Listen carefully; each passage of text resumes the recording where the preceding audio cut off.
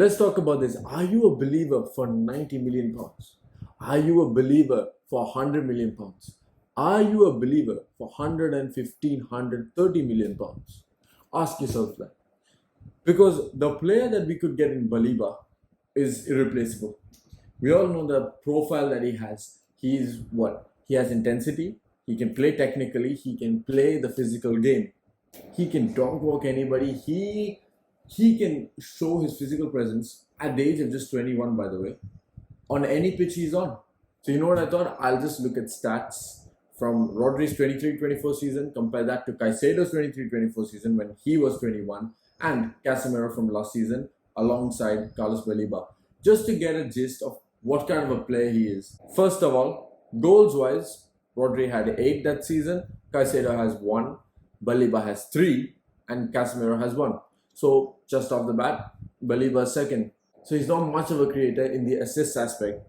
He has only 1 assist, to Casemiro 0, to Caicedo's 3, and Rodri's 9. But you'd expect that, being that Man City was the super team that they were, and Chelsea was a well-drilled side compared to Brighton and United. Now, take it to the points that really matter. In the defensive parts, in interceptions, Baleba dominates Rodri, Caicedo, and Casemiro.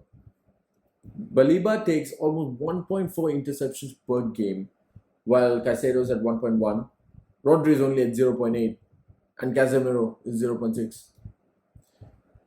Same time, we can look at even blocks, right? Blocks and dribbles per 90. These are 2 stats I want to look at. So when we look at blocks, Rodri has 0.2, Caicedo surprisingly has 0.7, and Baleba has 0.3, Casemiro has 0.4. So blocks wise, again, Caicedo is clear, but Baleba is somewhere behind. You can already see that Baleba falls in the middle of these 4 players. Let's look at dribbles now. Rodri has 0.9, Caicedo has 0.7, Baleba has 0.9, and Casemiro has 1.2. So once again, Baleba dead center. Now let's go offensive stats. The only offensive stat where Baleba dominates is in the foul department, and that is 1.4, which shows you that he's more of a dribbler, he's more of a carrier progressor, which is why he's getting fouled as much. And sure, in all the other aspects, this is Rodri. We all know how good Rodri is. I mean, there's a reason he won the Ballon d'Or.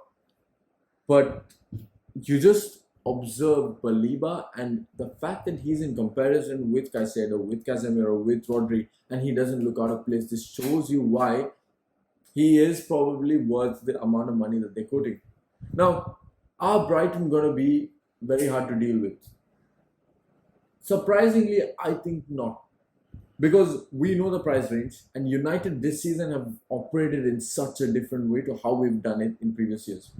So normally what we do is we try to go, and even if we have agreed personal terms with the player, we're still going to go and negotiate the fee first. So we want to agree with the club. And what happens when you want to try to agree a fee with the club, especially for a big fee like what it might cost Baleba?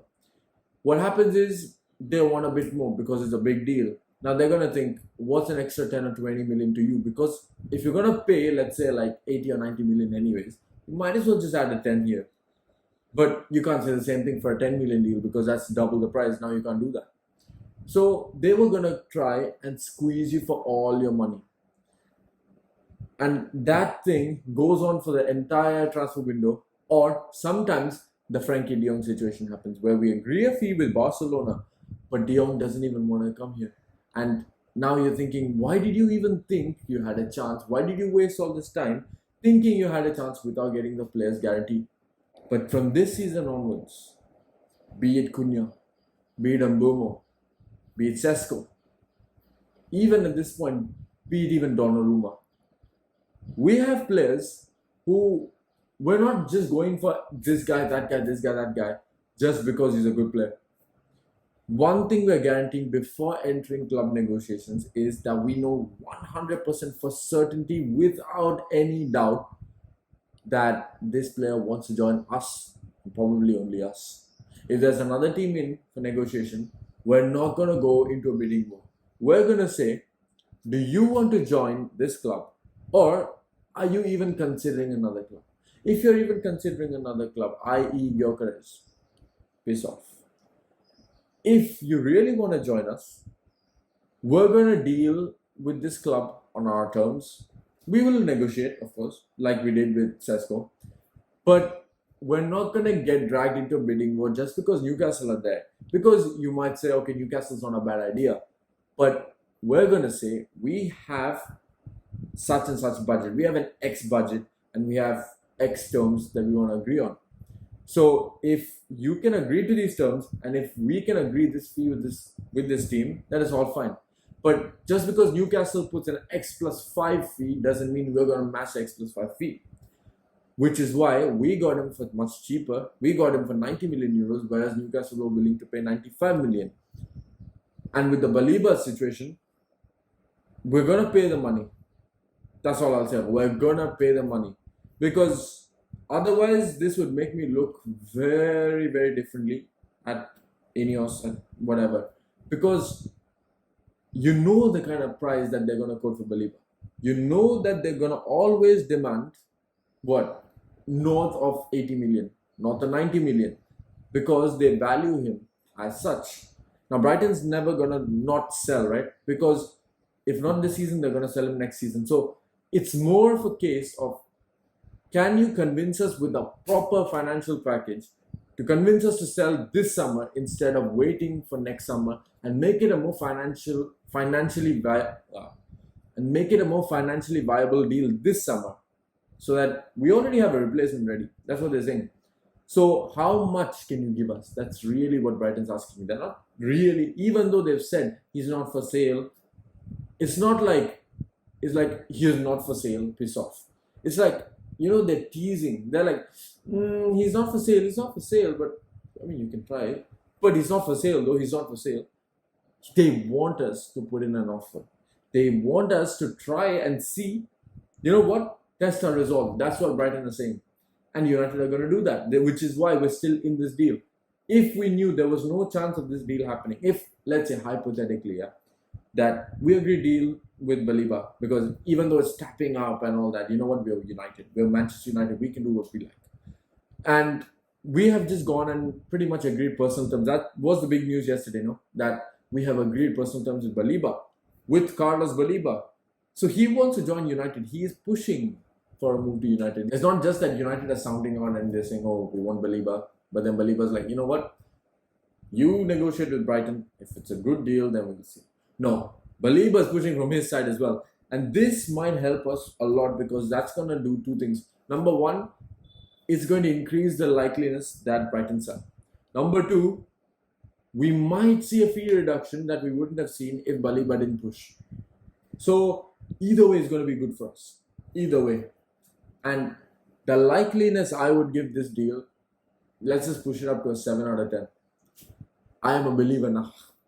Now I am. Because till now it was all a case of, I hope this happens. I really hope this happens. He's a very good player, good profile, exactly what we need. But this seems too much like fiction. Kind of like what I thought about Mbeumo. Mbeumo, when I saw him at Brentford, I always thought, this is a perfect play. This would make so much sense if United signed him, Because Liverpool went and bought Salah from Roma. The profile, the style of play is so similar to Salah. We're not saying the quality is the same, but we can see traits of Salah in Mbeumo. This is probably going to be a Liverpool signing. And Liverpool at the time hadn't signed attackers, right? They hadn't signed Birds, they hadn't signed Ekitike. So I thought maybe they might just go in for Mbeumo. And then we go and we demand, you know what, we're going to get him one way or the other. And then we got the players' approval by around June, July. So now it's a case of playing the waiting game. And we'll just say, you know what, okay, let's see what you can do, Brentford. Brentford keep changing terms. But it's pretty much, even though Spurs wanted to enter, Newcastle wanted to enter, it's just this barricade in front of you. It's like United are saying, you can try, but we've already got the players' consent. So, and he is not going to even look at your offers. So you can offer 100 million, you can offer 200 million, we're going to offer 60 million, we're going to secure the player. This is the kind of move I've been waiting for the past 10 years. Never have I seen United ever in any transfer window move like this. Normally we get dog walked. The only time I saw this was Lenny Euro, and that was what? Last summer. And that was who? Ineos.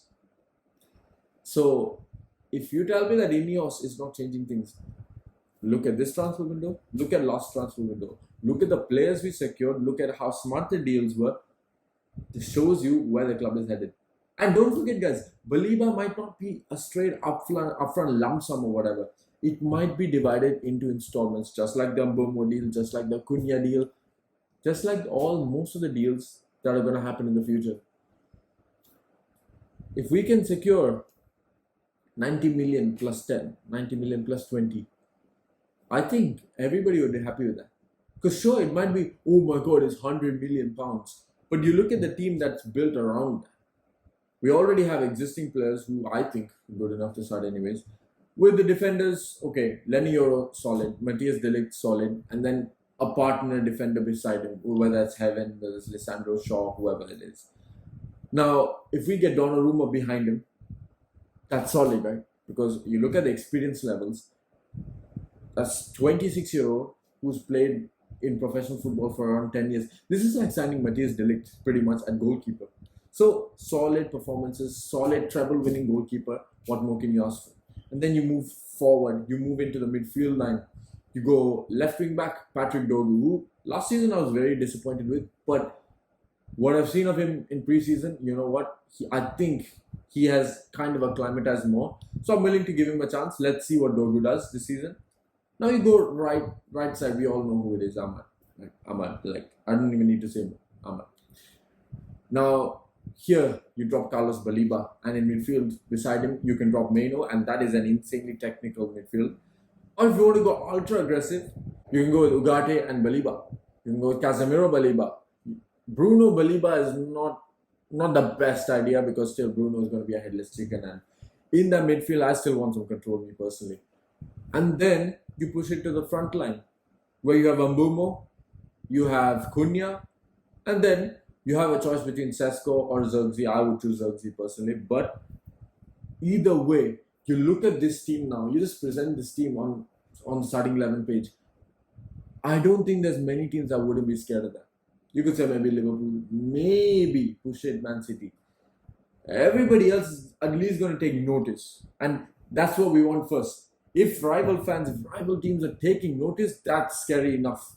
Because nobody was looking at us last season. In fact, everybody was looking at us so they can get easy 3 points. And I'm not talking about just the Liverpools or Man Cities. I'm talking about teams like Brighton, teams like Crystal Palace. They were looking at us and being like, man, can we play Man United? Bring the team that we're about to bring. And let's see how many teams are eager to play us. Let's see how many teams are like, oh, Baleba, I'm going to dominate this guy in midfield. Sesko, Mbeumo, Cunha, easy day for my defense. We're going to have a totally different aura about our team, guys. I don't even think any of us are ready for what this team could do. Which is why I'm saying, sure, we can forget about City and Liverpool. And the more I see about Chelsea in pre-season, you know what? I said in my pre-season predictions that it's going to be a case of either 6th or 1st for Chelsea. I think they'll be challenging for the league, honestly. The more I see of Chelsea in the Club World Cup, what I've seen of them in pre-season, Chelsea is scary. So let's just push Chelsea up into that Man City and Liverpool bracket. Not saying they'll win the league, but they will be close. I think we will be in just behind them in the next year. Why? Because look at the players that we're about to sign. And at the same time, we don't have Europe, guys. Do not forget how big of a factor that is. Do you remember the season when Chelsea finished almost 15th or 10th or whatever? And the following season, Conte came in. They didn't have Europe. They had nothing. It was only the Premier League. What happened that season? They won the Premier League. So it's not beyond the realms of possibility that we could do something insane. And even last season, Chelsea again with Conference League. Conference League, we can pretty much call it no Europe because they were playing the academy guys. And in the league, they just outperformed everybody else. At one point, we were talking about Chelsea being in a title race. The same thing could happen with United, guys. Do not ever discount that. People might say, oh my God, you finished 15. That's a totally different team, totally different season. Yes, we're still not built rare because even if you watch the Fiorentina game, we have a lot of flaws. And those flaws could be filled in by Baleba, could be filled in by Donnarumma. That's all we can hope for. So comment down below, what do you think? How much would you pay for Carlos Baleba? What's the maximum you'd pay? What's the first offer you'd put in? What's the first bid that you would put in for Brighton to make them think, you know what, this is a worthwhile deal? Comment that all down below, and I'll see you all in the next one.